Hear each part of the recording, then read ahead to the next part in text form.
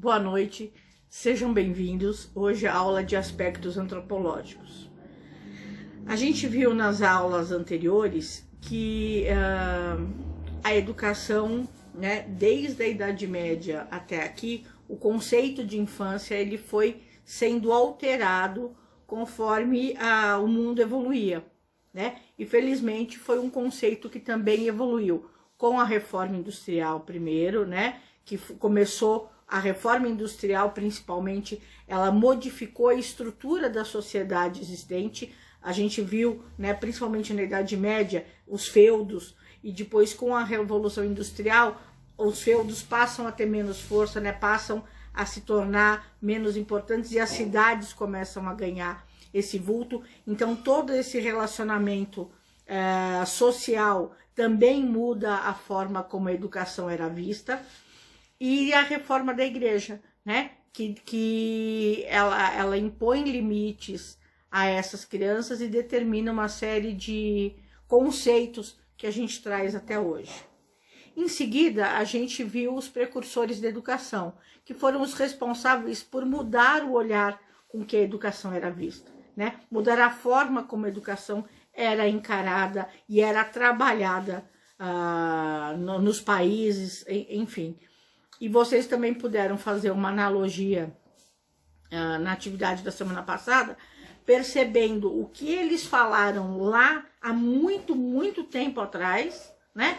E o que disso que eles falaram continua em vigor nas nossas escolas, né? Como essas transformações foram profundas e foram tão significativas que até hoje elas têm reflexo na forma como a educação é conduzida, né? Não só aqui no Brasil, mas também no mundo.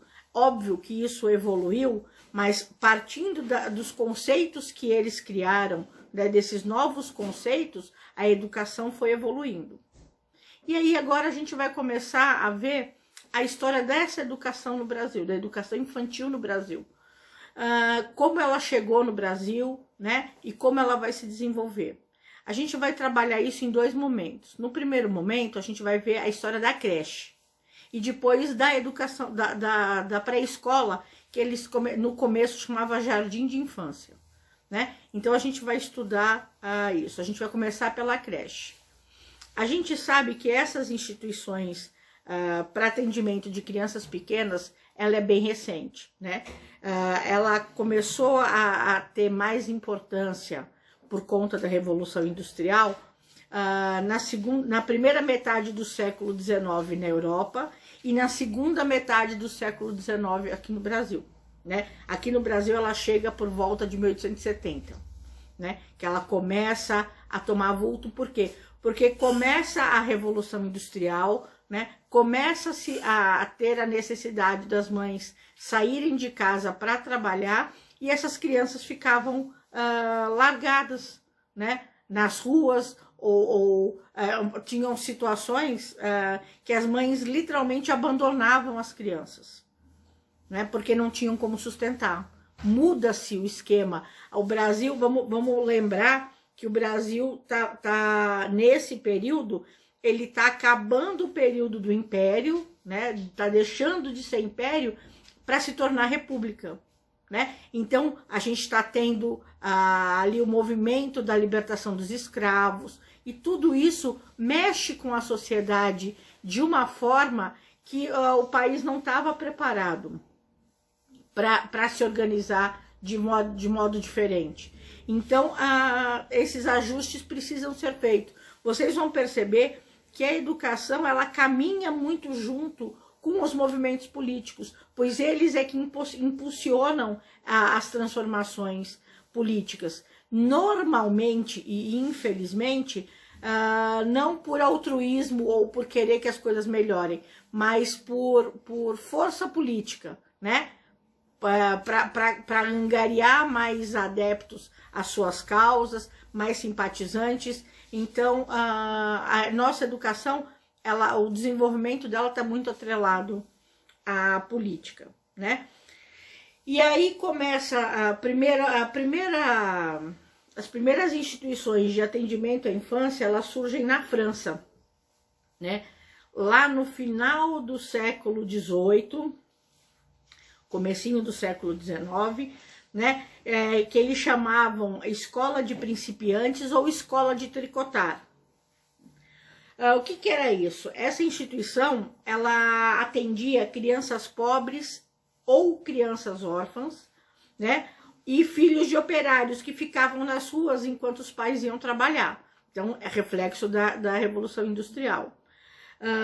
Nessa escola de tricotar, e o nome é esse mesmo, tricotar, as crianças maiores aprendiam tricô, costura, elas tinham aula de canto, de matemática e ciências, né? Ciências em gerais ali, eles consideravam ciências, toda a parte de convívio e de experimentos. Agora, os menores ficavam sendo só cuidados, né? Eles tinham só o amparo do cuidado, do assistencialismo. No decorrer do século XIX, da primeira metade, começam a surgir outras instituições para atender essas crianças, né? Mas as que mais foram difundidas foram as creches e os jardins da infância, que Froebel, lembra que a gente estudou? Que ele fala que a criança, o jardim de infância era o nome ideal para a escola de educação infantil, porque as crianças eram como flores delicadas que precisavam de cuidados especiais para se desenvolver. Então, na primeira metade do século XIX, as creches e esses jardins da infância começam a ganhar espaço dentro da Europa, né? Essas instituições, elas começam a surgir no Brasil na segunda metade do século XIX, lá por volta de 1870, para atender a essa mudança da sociedade que a gente estava enfrentando. Existia um assistencialismo no Brasil, né, para crianças muito pequenas, né, que chamava Casa dos Expostos ou a Roda dos Expostos, Roda dos Excluídos. O que era? Isso ficava nos conventos, né? Era uma porta, a porta do convento era grande, maciça, e ela tinha uma abertura que rodava, mais ou menos o estilo de uma porta de banco, só que ela era pequena, né? Era uma abertura pequena, e ali ela, em vez de ser, ela era só metade, ela virava. De um lado era a porta normal, do outro lado ela tinha como se fosse um cesto preso nela, e as crianças eram colocadas nesse cesto, viravam a roda para a criança ficar do lado de dentro do convento, e as mães abandonavam essas crianças, né? Deixavam essas crianças lá porque elas não tinham como cuidar. Essas crianças normalmente eram frutos de crianças... filhas de senhores de engenho com escravas, né? Frutos de adultério, que naquela época era inadmissível. Então essas crianças eram abandonados ali, né? E essas crianças ficavam ali no convento até que eles tivessem idade para ir para os internatos, para crianças maiores. Nesse período, quando começa-se a desenvolver essa história de cuidado com a criança menor, surge o movimento da creche vindo lá da Europa para substituir a roda dos excluídos, para evitar que as famílias pobres abandonassem essas crianças, né? Então, o que eles faziam?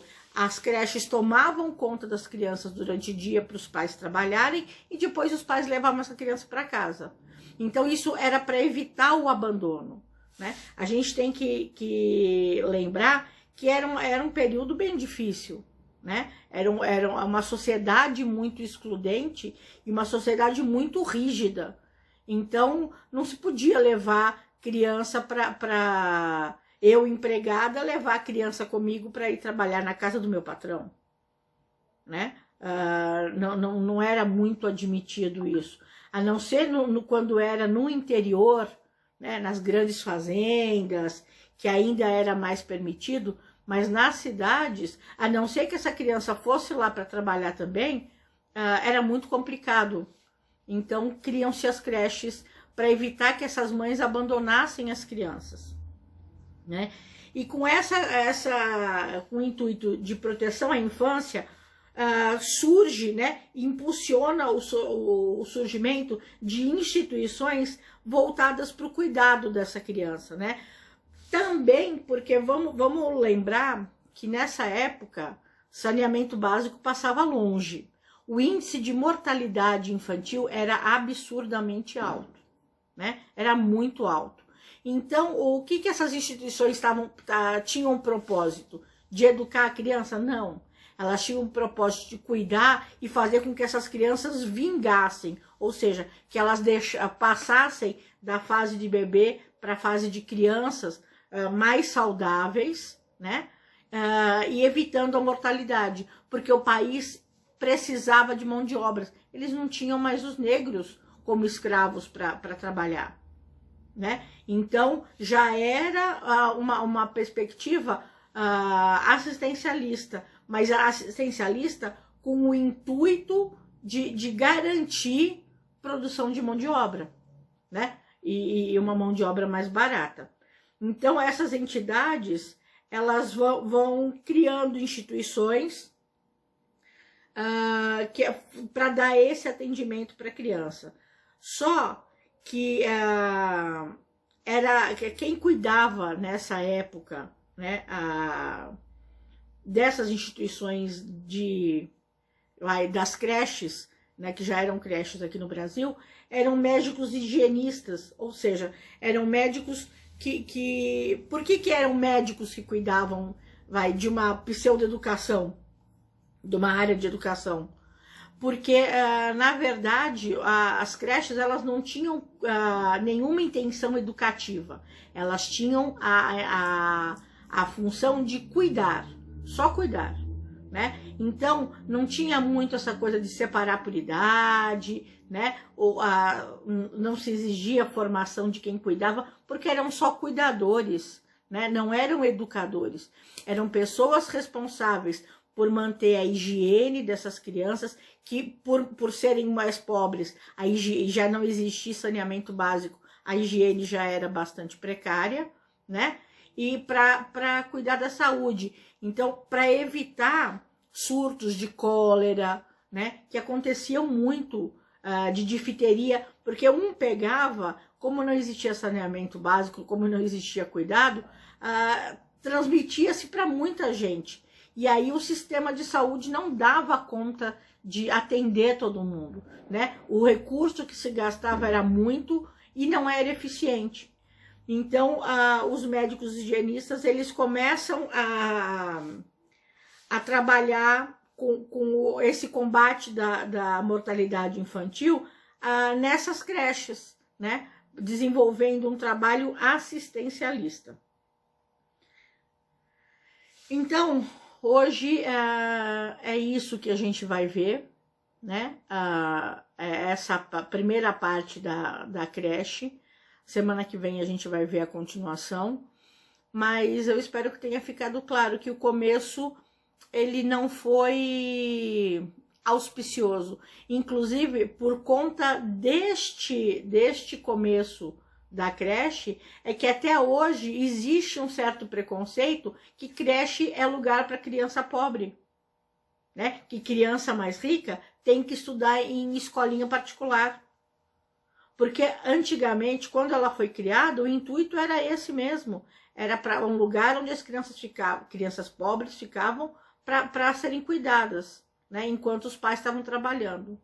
Então, a gente vai ver na próxima aula o processo de evolução dessa creche até o que a gente tem hoje, né? E como essa carga de assistencialismo pesou no preconceito contra a creche, que até hoje ainda carrega o estigma de ser um depósito de criança, né? E a gente tem, principalmente aqui em Paraíso, nas cidades vizinhas aqui, a gente tem lugares que fazem trabalhos fantásticos com as crianças, né? Desde a creche, desde os bebês até as crianças de 5 anos, existem trabalhos muito bons, muito bem feitos, e que propiciam para essas crianças uma formação mais completa, né? Então, até... Desculpa, eu tô tentando espirrar, mas não deu... Não deu certo. Então, bom descanso, bom fim de semana e até segunda-feira.